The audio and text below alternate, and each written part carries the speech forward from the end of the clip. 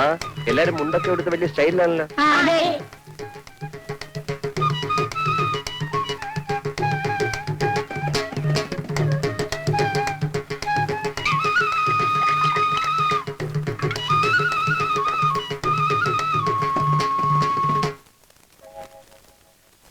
എന്താ എല്ലാരും ഇങ്ങനെ? പേരെന്താ? എന്തോ പേര്? ആ, വിനയൻ. നാടെവിടെയാ? എറണാകുളം. കല്യാണം കഴിഞ്ഞ? ഇല്ല, എന്താ? എന്നെ കല്യാണം കഴിക്കാൻ വല്ല പ്ലാൻ ഉണ്ടോ?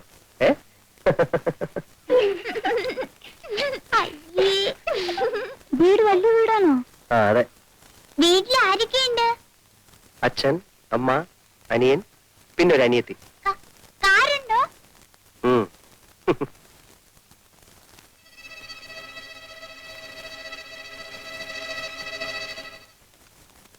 നിങ്ങളെ കല്യാണം ആലോചിക്കാൻ എന്താ വഴി? ആർക്കാ? ആ, അതിന് ഒരു സൂത്രമുണ്ട്.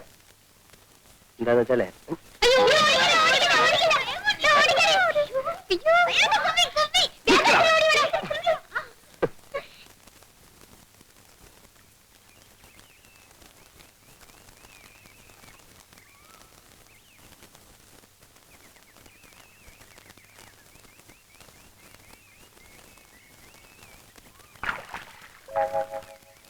കുട്ടിപ്പട്ടാളം കൂടെ വന്നില്ലേ?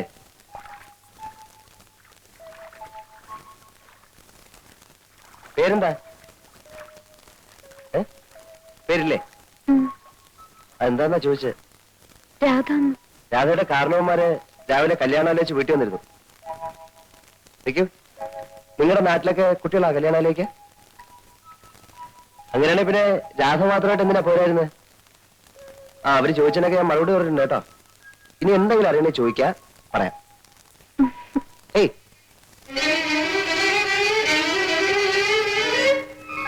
കൊള്ളാം, നല്ല പെൺകുട്ടി. കല്യാണം കഴിക്കുന്നെങ്കിൽ ഇതുപോലൊരു പെണ്ണെ കഴിയും. പരിഷ്കാരത്തിന്റെ ചായം പുറലാത്തും. അല്ല, എങ്കിൽ പിന്നെ ഈ കുട്ടിയെ തന്നെ ആലോചിച്ചാൽ എന്താ?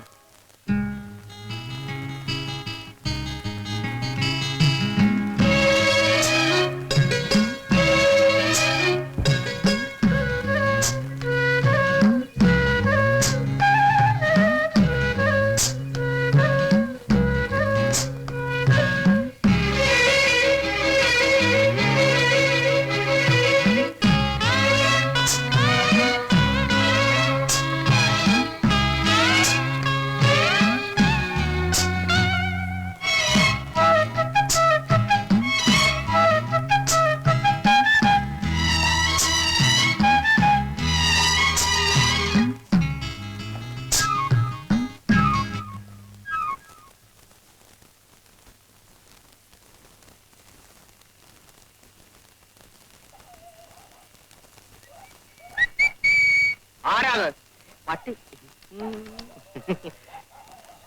അല്ല, ചേട്ടൻ എന്താ കസേര പിടിച്ചിട്ട് വഴി മുടക്കിയിരിക്കുന്നേ? പട്ടിയും പൂച്ച നാട്ടിക്ക് കയറാതിരിക്കാനാ. ഞാനൊരു സഹായം ചോദിക്കാനാ വന്നെ. സഹായം ചോദിക്കൽ പകലായാ പോരെ? വളരെ അർജന്റാണ് ചേട്ടാ. വളരെ നീണ്ട കാര്യമാണെങ്കിൽ നമുക്ക് നാളെ കാലത്തെ സംസാരിക്കാം. ചുരുക്കി പറയാം. എന്റെ അമ്മ മരിക്കുന്ന കാലത്ത് എനിക്ക് 12 വയസ്സായിരുന്നു. അന്ന് മരിക്കാൻ കിടക്കുന്ന നിന്റെ അമ്മയോട് രാരിച്ചെന്നാരി സത്യം ചെയ്ത് പറഞ്ഞതാ രാധയെ നിനക്ക് കല്യാണം കഴിച്ചു തരാം. ഇത് ഈ നാട്ടിൽ നീ എല്ലാവരോടും പാടിക്കൊണ്ട് കിടക്കുന്ന പാട്ടല്ലേ വാസുണ്ണി? എത്ര പാടിയിട്ടും ഒരു പ്രയോജനവും ഇല്ല ചേട്ടാ. ഓടിയാത് വാതിലടച്ചിട്ട് പോവും. പൊക്കോളൂ. രാരിച്ചൻ അമ്മാവനോട് ചേട്ടൻ ഒന്ന് പറയണം. ആ, സംസാരിക്കാം. ഇപ്പോഴെങ്കിലും പറഞ്ഞില്ലെങ്കിൽ ആകെ പ്രശ്നം. നമുക്ക് നാളെ കാലത്ത് സംസാരിക്കാം. പൊക്കോളൂ. തള്ളല്ലേ, വെച്ചോളാം. Torch torch torch. ചേട്ടൻ രാവിലെ തൊട്ട് വൈകുന്നേരം വരെ ആ പാവം മനുഷ്യ സ്ത്രീയെ പൂട്ടിയിടും. വയസ്സ് കാലത്തൊരു ചെറുപ്പക്കാരിയെ കല്യാണം കഴിച്ച് ബാക്കിയുള്ള ആണുങ്ങൾക്ക് ഈ പറമ്പ് കാലി കുത്തിക്കൂടെന്നു ആയി.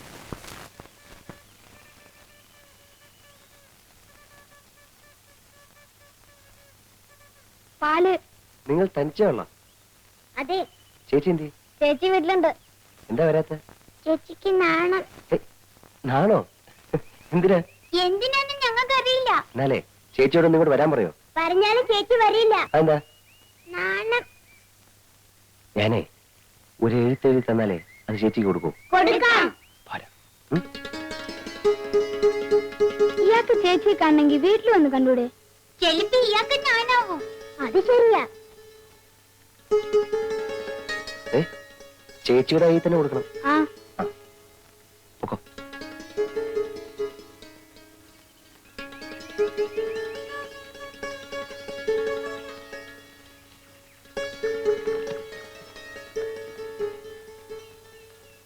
പ്രിയപ്പെട്ട രാധേ, പ്രിയപ്പെട്ട രാധേന്ന് വളരെ അത്യാവശ്യമായി ഒന്ന് കാണണം, വരുമോ എന്ന് ഞാൻ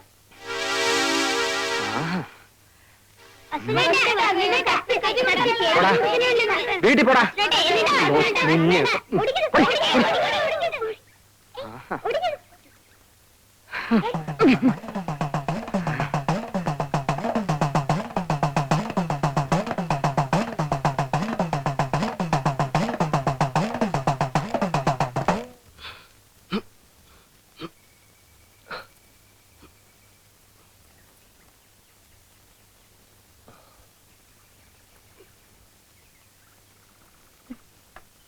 ചേച്ചി, അയാള് ചേച്ചിക്ക് ഒരു കത്ത് എഴുതുന്നു.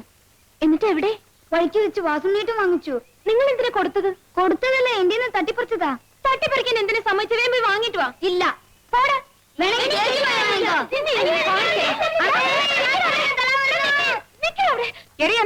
തലാരോടിക്കുന്നത് ഞാൻ ഇപ്പൊ പറയും. എന്താടാ? ഒന്നുമില്ലമ്മേ, ഞങ്ങള് വെറുതെ കളിച്ചതാ. കളിച്ചതല്ലമ്മേ, സുവേട്ടനെ തല്ല ഓടിച്ചതാ. എന്താ കാര്യം എന്ന് പറയടി. അമ്മേ, ഞാൻ പറയാം.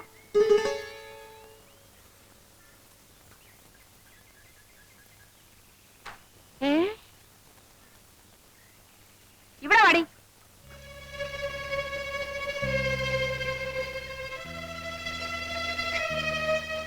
എന്റെ പൊന്നു മോളെ, ഇപ്പോഴെങ്കിലും നിനക്കൊരാളെ ഇഷ്ടമായല്ലോ. വാ മോളെ.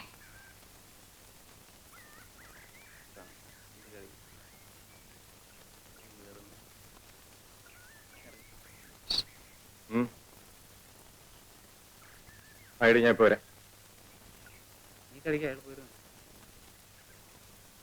ഒരാളെ ഒന്ന് തല്ലി തരണം. അല്ല, ആളാരാ? ആളെ ഞാൻ കാണിച്ചു തരാം. പക്ഷെ കേശവൻ ചേട്ടൻ ഒറ്റയ്ക്ക് പോരാ, ആളൊത്തിരി കരുത്തനാ. ഒരു 2-3 പേരും കൂടെ വേണം. കാശ് എത്ര തരും? കാശൊക്കെ ഞാൻ തരാമെന്നേ. നമ്മളിനി അങ്ങനെ വല്ലതും ഉണ്ടോ? ഞാനില്ലേ. അതുകൊണ്ടാ കടം പറ്റില്ലെന്ന് പറഞ്ഞത്. ചേട്ടാ, എന്റെ കല്യാണം കഴിഞ്ഞിട്ട് ചേട്ടന് ആവശ്യമുള്ള പണം ഞാൻ തരാം. എന്നാ പിന്നെ കല്യാണം കഴിഞ്ഞിട്ടല്ല. അയ്യോ, അതിന് മുമ്പ് കല്ലണം. 50 രൂപ വെച്ചിട്ട് കാര്യം പറഞ്ഞാൽ മതി. 50 രൂപയ്ക്ക് ഞാൻ എവിടെ പോവും?